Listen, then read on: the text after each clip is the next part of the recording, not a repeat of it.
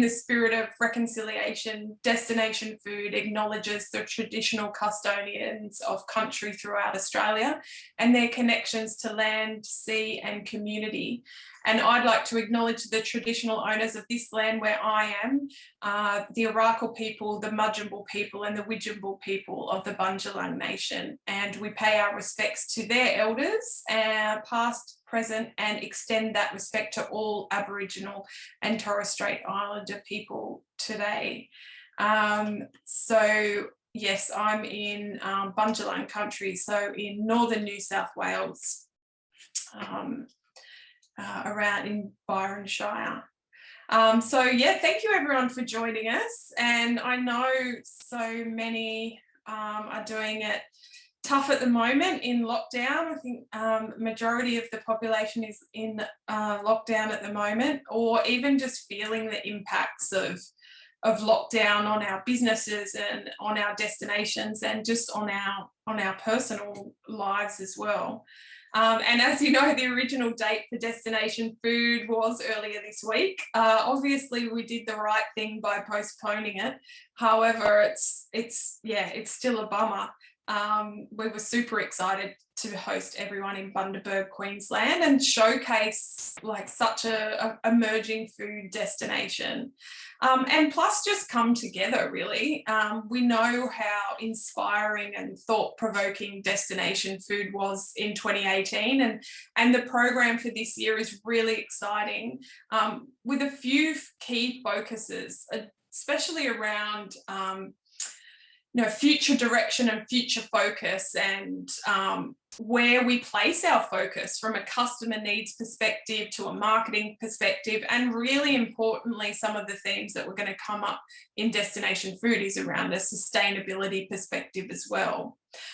But in the meantime, I thought we could have a little bit of fun with some culinary tourism chats and an opportunity to get some global perspective as well. So who better to start with than our friend Eric Pateman here. Eric was a speaker at Destination Food in 2018 and really has become a friend to many of us. He is a global entrepreneur and culinary consultant, and unites a background of being a chef with also having an MBA in finance. He's written the National Culinary Tourism Framework for the Canadian government and provided advice and strategizing to numerous regions, provinces, private tourism operators throughout the country and also the world. He's a fellow foodie, and we're privileged that he's able to have a chat with us today. So welcome, Eric. Thank you so much. It's great to be here, and excited to have a conversation anytime about food, and obviously the challenges that have been taking place in the world over the last year and a half, and what the future is going to look like. So I wanted to just first start by asking you, how are you and your family? How are things going for you where you are? It's been an interesting year and a half, but at the end of the day, I'd have to say we're great. I've probably enjoyed more time at home in the last 2 years than I've enjoyed in 20. As a guy who used to travel close to 300 days a year for business, I've never seen so much of my family, and I think sometimes there may be a little bit of too much family, and they're questioning when I'm going to go again. But overall, it's been positive. So I was supposed to be in New Zealand all this summer, but their borders are still closed, as you know, and but certainly enjoying lots of outdoor time this summer. I've sort of surviving all the wildfires and record temperatures that we're seeing right here out west. It's been a little bit crazy. We've been pushing 40 degrees for a good chunk of the summer. Wow. So for Canada, that's pretty unheard of. So but I've been missing traveling and missing my clients, although I'm glad to see that's starting to pick up now, and excited to see that COVID's taught us so many lessons, including the value of time with family, the value of, I think you were mentioning this earlier, the value of local food, the importance of choosing to work with the right clients. And I think the most important part is the value of domestic tourism and eating local. And I think people have really discovered what's in their own backyard, and I know I have. Yeah, that's definitely been something that's been happening here in Australia with regional tourism destinations experiencing a bit of a boom when we weren't so restricted like we are now. Definitely that's happening. And from a COVID, what does COVID look like for your businesses? I mean, you've got an array of different aspects.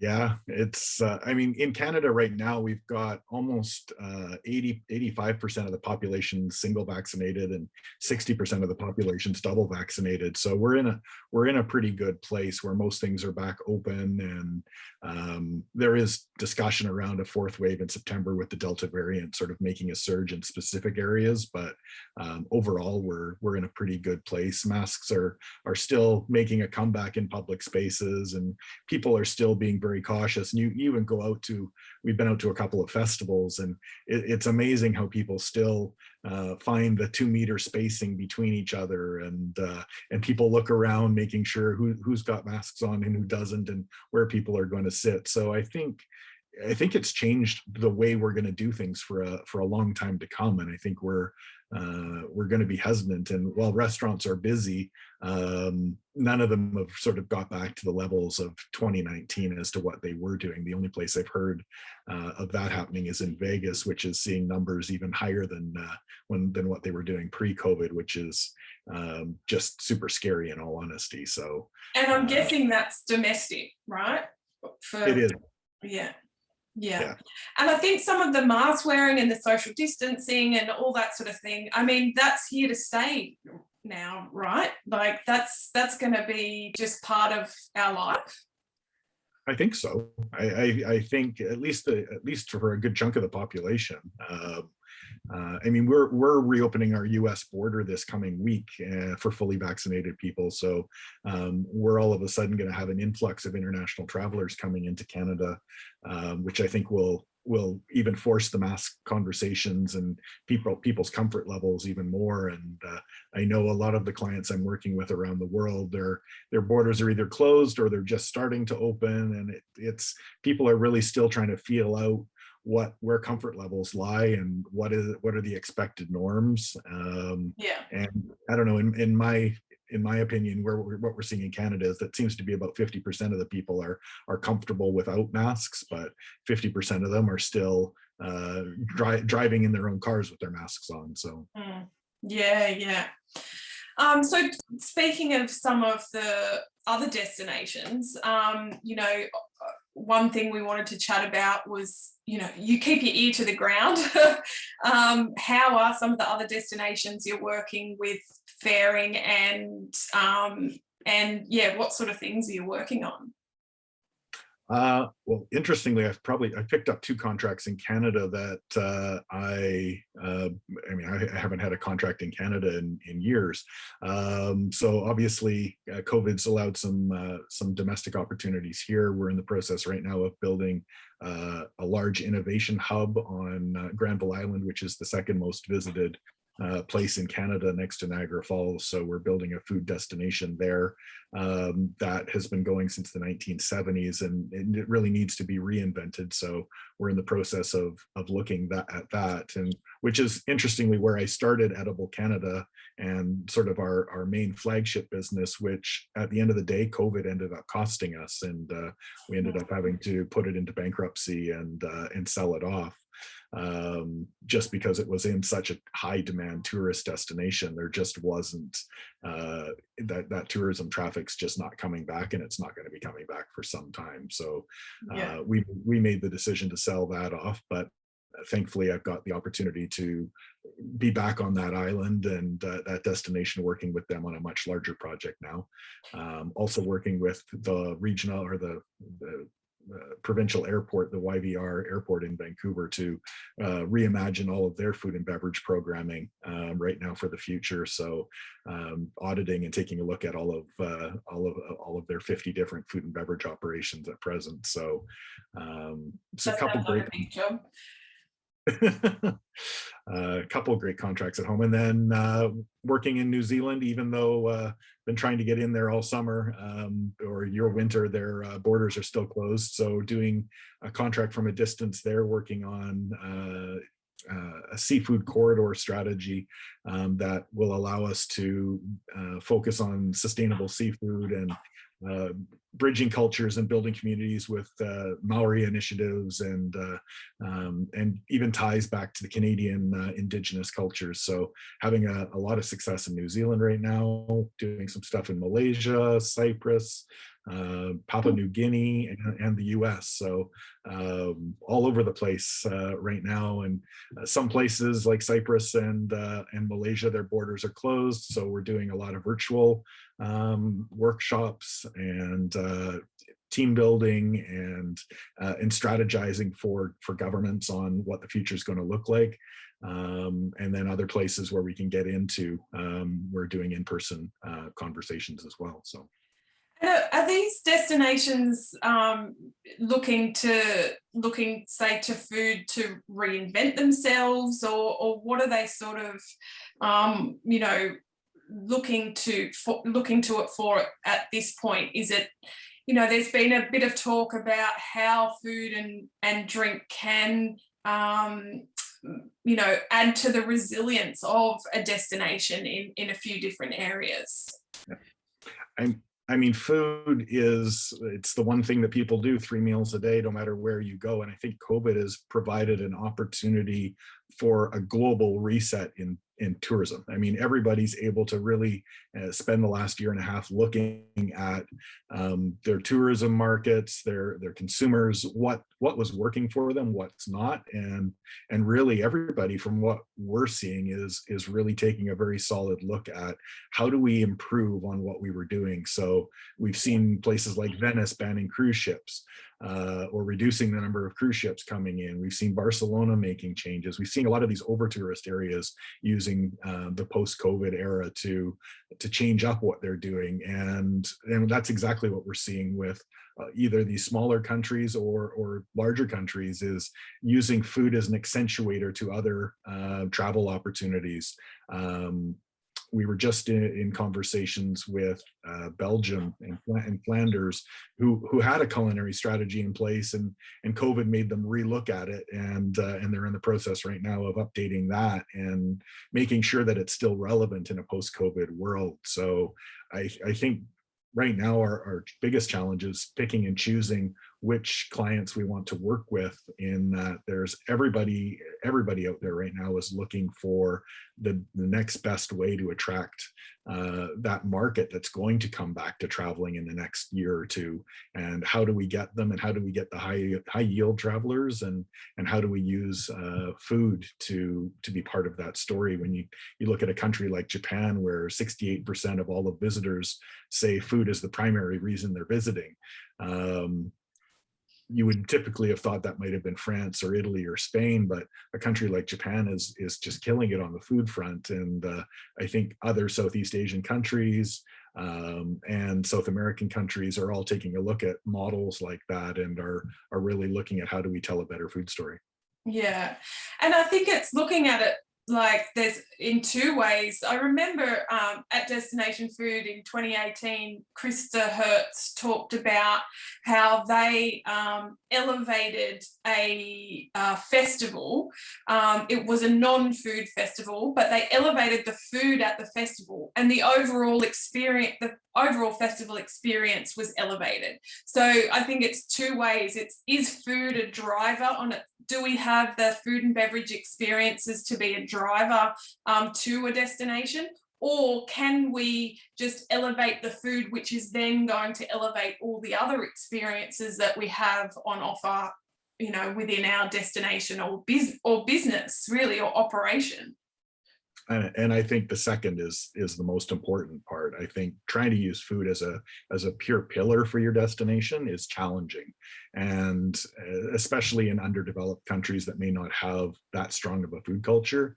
But everybody can use food as an accentuator to other, whether we're a small country that's focused on diving and culture, or a medium-sized country that's focused on wine tourism and or business travel. Food plays a part in everybody's visit and everybody's stay. And I think if you can elevate that through product development work, which is another thing that we're seeing a lot of destinations finally starting to spend money on. Everybody's wanted to just spend money on marketing. And again, COVID, I think, has allowed people to figure out ways to reallocate some of that marketing dollars into product development strategies and streams. And I think it's going to pay off huge dividends in the long run. Yeah, I guess it's a good use of time at the moment, right? Is that product development and operator development, and looking at where your gaps are and what you can do. Well, what's the saying? Adversity creates opportunity. And I think we're seeing it all over the world, in terms of collaborations and in terms of consolidation. Independent operators who have cash to invest right now are seeing massive opportunities and are taking advantage of them. So I think you're going to see that on a global scale. I think you're going to see businesses focusing on domestic travel and that domestic market in much bigger ways than they ever have historically. I mean, people always tended to look at the domestic market as inferior, wouldn't spend as much money, wouldn't stay as long. And all of a sudden, we're seeing some of these destinations around the world that are having banner years with domestic travel and are seeing higher average rates, average spends at restaurants, higher occupancy levels.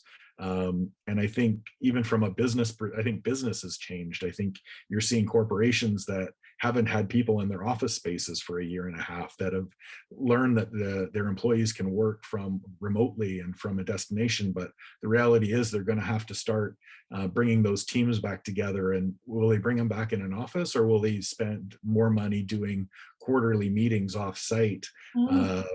And doing week-long retreats rather than bringing everybody back into a normal office on a regular basis. I think there's a lot of questions that are still going to be asked in terms of what does the new normal look like from a business perspective, which is also going to have impact on hospitality and tour and travel. Yeah, that's really interesting. I will take this opportunity to just invite people, if they have questions, to put them in the chat.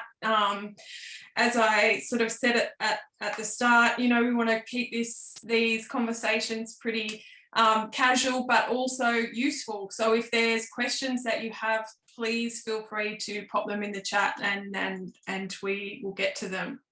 So talk what you were saying about domestic. It is exactly what's happening here, and it was always that inferior of, we don't want to deal with domestic, but it's really there's a lot of really hyper local stuff that's happening now, and the benefits of people really feeling like they can, for the first time, sort of be a tourist in their own backyard. I mean, that's an exciting opportunity, and especially from a food perspective as well.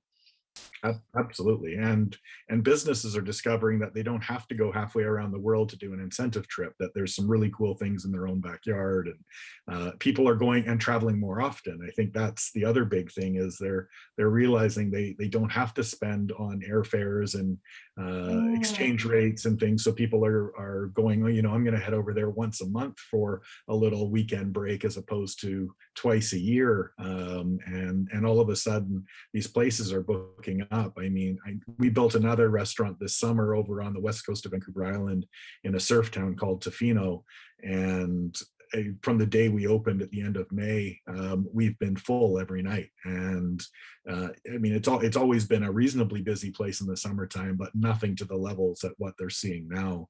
And room rates are at record levels, and you can't get a table anywhere.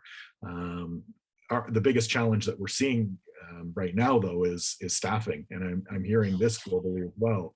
Is unfortunately COVID also gave people the opportunity to really question what they wanted to do with their lives, and a lot of the staff that were involved in the hospitality industry have either been off on subsidies, or they found other types of work, and all of a sudden we're looking at restaurants and retailers that can't open 7 days a week, or some of them not even 5 days a week, because they literally can't staff the operations.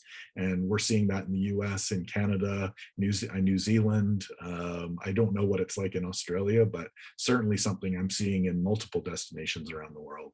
Yeah, it's certainly happening here. Australia was very reliant also on internationals from a hospitality perspective. The other big issue that has happened is housing availability, especially in regional areas, has really, well, the prices have gone through the roof. There's been a lot of people moving to regional areas, driving up housing prices, and there's just nowhere for staff to be able to afford to live. So where I am in Byron Bay, which is obviously a big tourist destination, you couldn't get a rental house. And so restaurants and accommodation and that sort of thing are having to try to, rent out whole houses for their staff to stay in. But what is actually happening is restaurants are not, and other attractions, they're just not opening 7 days a week anymore because they don't have the staffing. And so, yeah, there's a lot of side issues happening from a staffing perspective. And look, it doesn't just impact hospitality, it's really impacting farming as well, and supply. I was just, even this morning, there's not enough people to drive the grain harvesters, even though there's finally, after many years of drought, a bumper grain harvest. So there's it's definitely happening from a fruit picking perspective and all that sort of thing. So I think it's one of the first things that they are trying to address is, bringing in some visas to allow people from overseas to come from a work perspective. So yeah, it's a complicated issue for sure. So yeah, I guess, talking about this, about what changes we think that we're seeing, that we're going to see or are seeing in a post-COVID world, Refood tourism.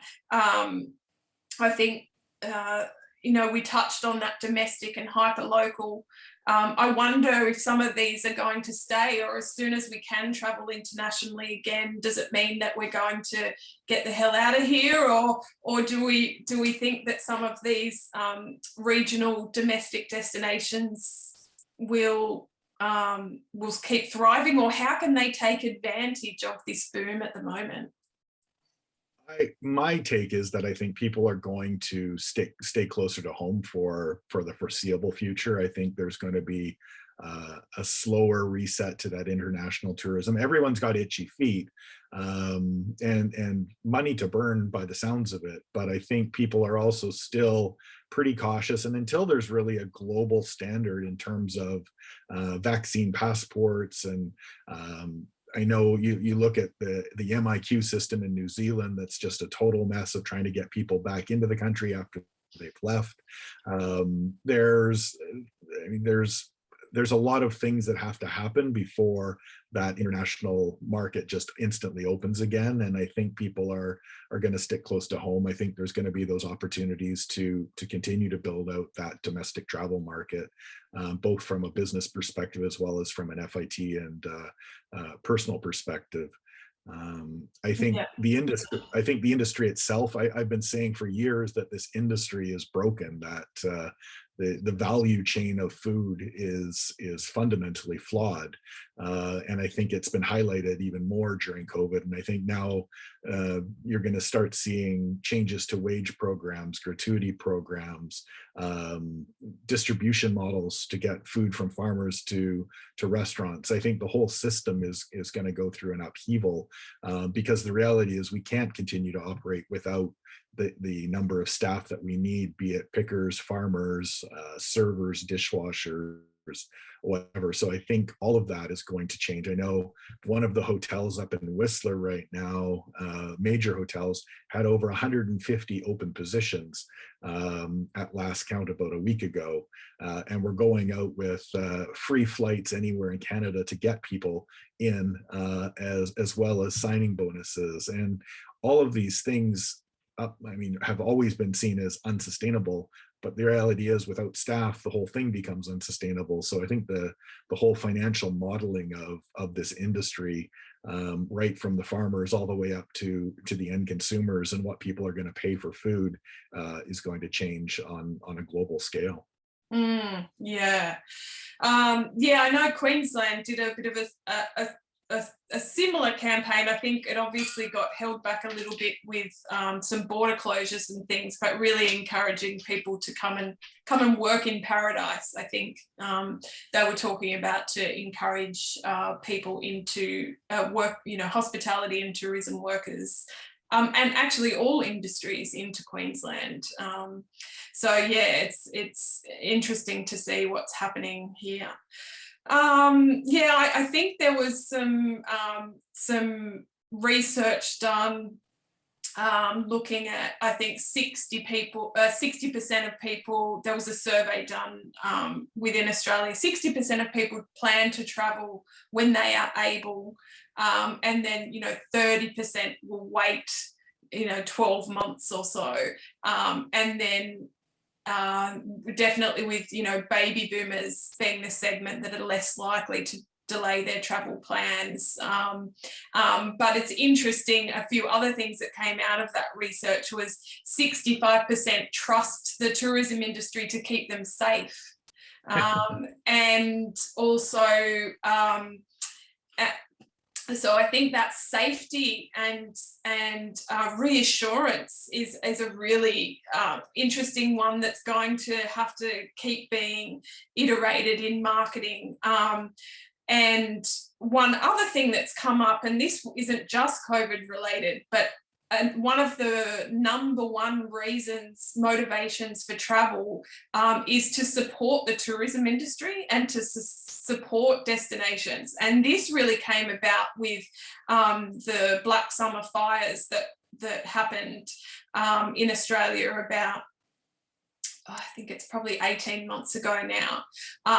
And it was, it was sort of the small gap between when the fires ended and before COVID started.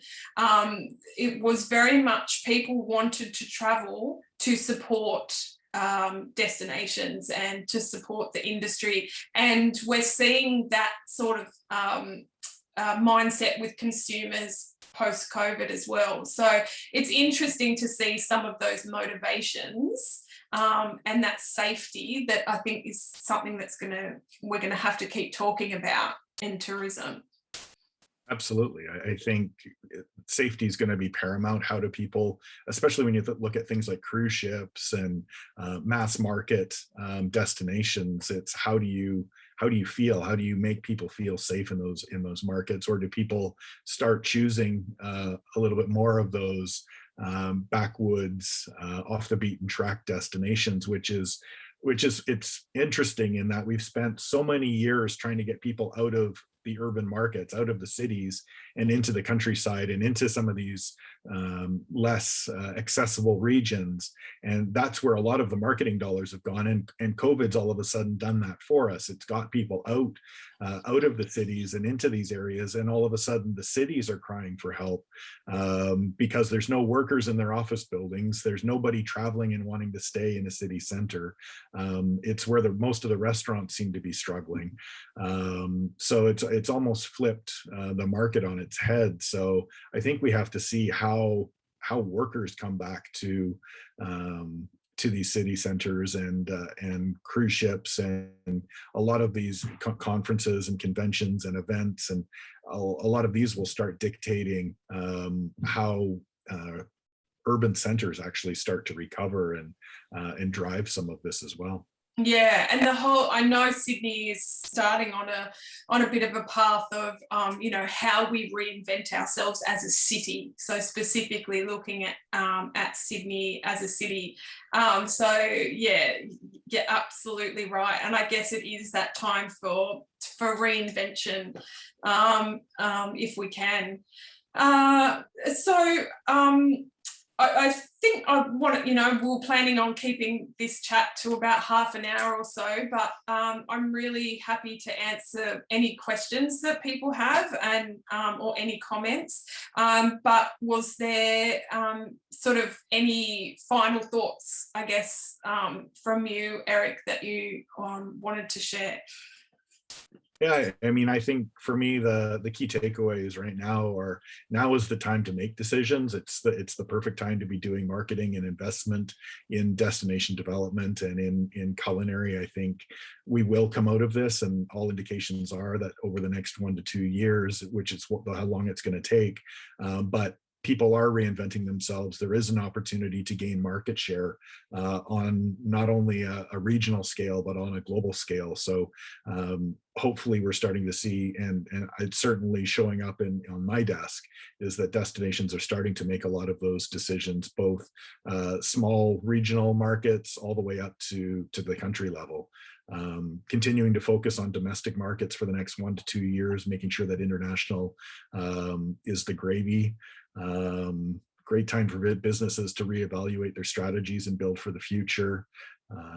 Take a look at the great investment opportunities. Again, adversity creates opportunities. So restaurants, tour companies, event companies, festivals, there's lots of opportunity for consolidation right now. And I think the reality is we have to be prepared for another wave. It's likely, and I think we're gonna go through a few more of these before we come out the other side. So while we're all making these decisions and plans and planning for the future, I think we also have to be cautious of the today. Yeah, I think we certainly here in Australia, I think we this Delta wave that we're experiencing at the moment, I don't know, it seemed to come as a little bit of a shock. And I think every single time we go into lockdown, it does seem to catch us by surprise a little bit. It's hard to get used to the constant change and uncertainty. But I guess it's just something that we're going to have to get used to and learn how we best, work like that, how we can bring that flexibility, having a plan A and a plan B always in place. Yeah, it's definitely been, from a marketing perspective, with this event and with my clients, it's challenging to have so much uncertainty. Absolutely. And unfortunately, I think it's going to continue to be that way for some time. So how do we best operate in an uncertain world? Yeah, I think it's even good just to know that, like just to remember that. I think it definitely makes it easier.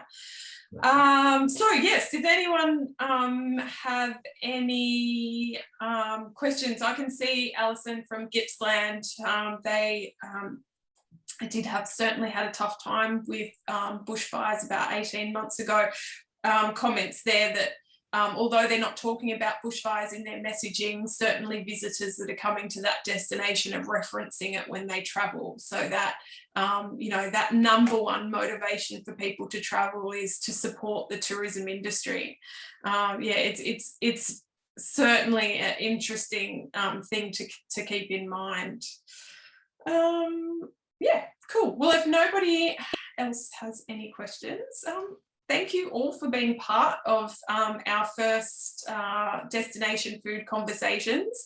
We will bring you a few more over the coming months, and thank you so much, Eric, for just for your support and also for today. No, my absolute pleasure, and always happy to help and have these conversations. And again, we're all in it together, and I think we need to see what the world watch the world come together. I always joke my job is building cultures and bridging cultures and building communities through food, and I think this is just another example of how we can do this on a global scale. Yeah, yeah, excellent. Okay, thank you so much, and I'll chat to you all later. And yeah, also if people want to keep across things, there's the Destination Food Facebook group, which is a good place to ask questions or share articles, or yeah, just have a chat really. So yeah, please feel free to join that. I'll send around a link to everyone that was part of it. Okay, have a good rest of your day and evening. Thanks.